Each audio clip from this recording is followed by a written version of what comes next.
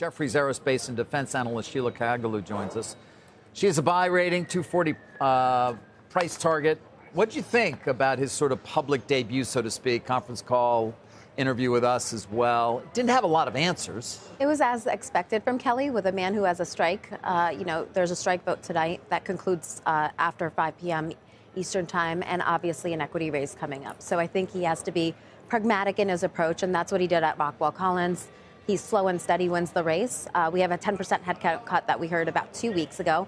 Surprising fact for you, Boeing headcount is 15% above 2018 levels, while plane production is half of where it is. So we could see more headcount cuts. And I think some of maybe what investors want to see and what we wanted to see was potential other portfolio realignments, which he kind of talked about, but not as aggressively as folks What would you like to see? I mean, again, he didn't commit to anything. Phil asked about defense and a number of other areas as well. I know there are some expectations amongst investors that there may be some divestitures. Yeah, so we have a $10 billion potential equity raise to fund debt in 25 and 26 and obviously cash flow needs.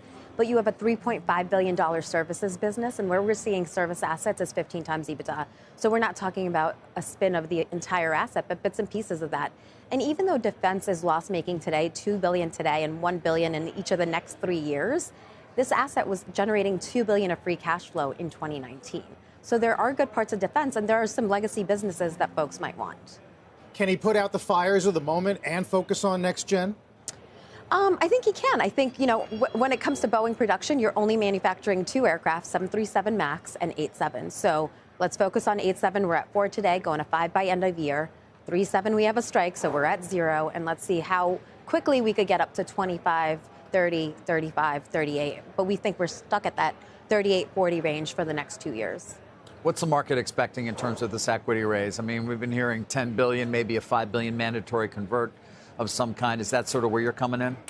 Yeah, most people are expecting 10 to 15 billion. Every billion is about 1% dilutive, so you probably have a 10 billion already in the stock price. And what we've seen in secondaries in the market recently in our space has been very positively received. So I think some people have been buying ahead of that, and that's been the activity this week, as well as the positive negotiations with the IAM, with now a 35% wage increase on the table. What about the culture and the issues there? Has there been any progress? I think that's why he's pragmatic, right? 70 days on the job. This is 171,000 employees you have to overhaul and, reinvigorate and put in cultural new things. And so I think that's what's going to take time, and that's why he's being steady on that front.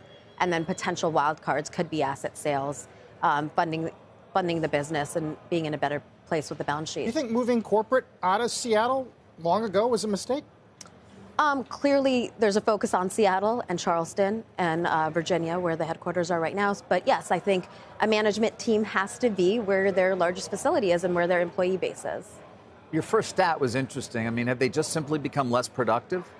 I think they've become less productive. That's one of the most bloated companies. Boeing has become one of the most bloated companies in the aerospace production chain. If you look at a name like TransDigm, their employee base is 20% below 2019 levels, and revenues are higher. So somewhere along the last 4 years, Boeing overhired. So this is not an undercapitalized company, and there's probably a lot of restructuring that they could do to save as well.